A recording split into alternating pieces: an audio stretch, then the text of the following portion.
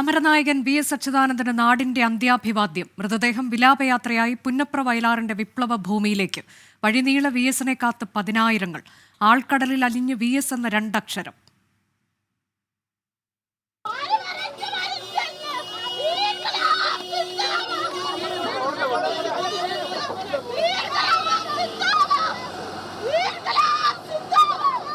കൊച്ചിലെ മുതൽ പുള്ളിയെ കണ്ടിട്ടാ കൊടിയെടുത്തത്. പുള്ളി ജീവിച്ചിരുന്ന കാലത്ത് ജീവിച്ചിരുന്നു എന്ന് പറയുന്നത് തന്നെ വലിയൊരു ഭാഗ്യം. എന്റെ കുഞ്ഞിനും ആ ഒരു ഭാഗ്യം ഉണ്ടായി. അതേ വലിയ എന്തോ. വിലാപയാത്ര 19 മണിക്കൂർ പിന്നിട്ട് ഹരിപ്പാട്ടെത്തി.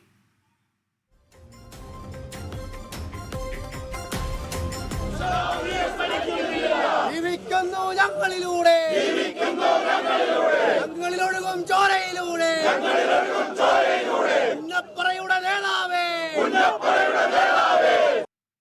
വി.എസിന്റെ പുന്നപ്രയിലെ വേലിക്കകത്ത് വീട്ടിലും CPI ആലപ്പുഴ ജില്ലാ കമ്മിറ്റി ഓഫീസിലും ഇന്ന് പൊതുദർശനം. പോലീസ് റിക്രിയേഷൻ ഗ്രൗണ്ടിലും പൊതുദർശനത്തിൽ ഒരുക്കം.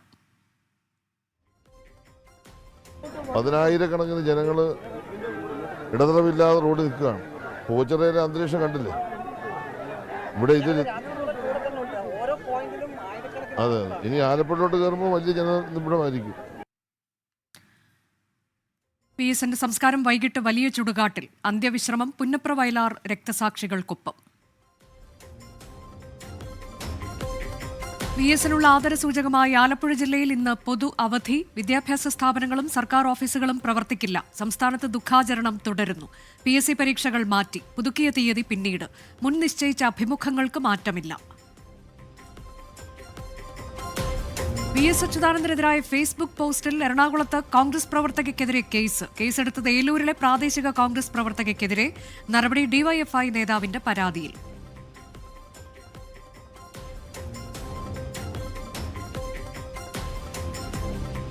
വയനാട് ചൂരൽമലയിൽ ജനവാസ മേഖലയിൽ ഭീതി വിതച്ച് കാട്ടാന. കൊയിനാക്കുളം മേഖലയിൽ വ്യാപകമായി കൃഷി നശിപ്പിച്ചു. തെങ്ങുകൾ കുത്തിമറിച്ചിട്ടു.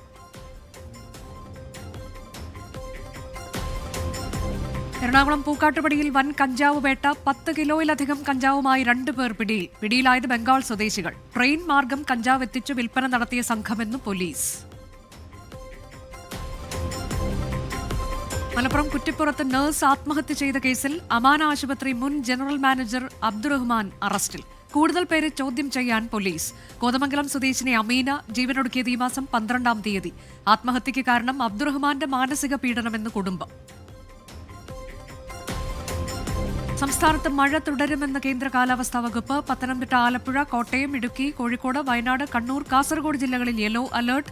മണിക്കൂറിൽ 40 മുതൽ 50 കിലോമീറ്റർ വരെ വേഗത്തിൽ കാറ്റ് വീശാൻ സാധ്യത. തീരമേഖലയിൽ ജാഗ്രതാ നിർദ്ദേശം.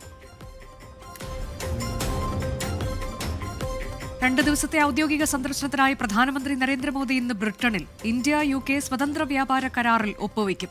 ബ്രിട്ടീഷ് പ്രധാനമന്ത്രി ഖേർ സ്റ്റാമറുമായും ചാൾസ് 3-ാമൻ രാജാവുമായും കൂടിക്കാഴ്ച നടത്തും. സന്ദർശനം പൂർത്തിയാക്കി പ്രധാനമന്ത്രി വെള്ളിയാഴ്ച മാലദ്വീപിലേക്ക്.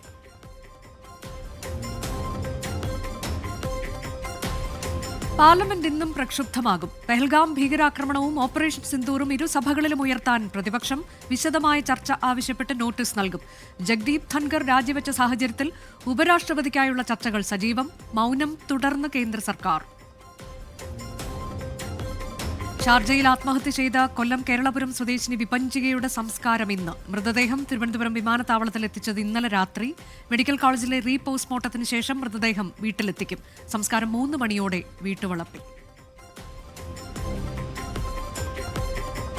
യുനെസ്കോയിൽ നിന്ന് അമേരിക്ക അടുത്ത വർഷം പിന്മാറുമെന്ന് പ്രസിഡന്റ് ഡൊണാൾഡ് ട്രംപ്. 2026 ഡിസംബർ 31 പിന്മാറുമെന്ന് പ്രഖ്യാപനം. യുനെസ്കോ സ്ഥാപിത ലക്ഷ്യത്തിൽ നിന്ന് വ്യതിചലിച്ചെന്ന് അമേരിക്ക.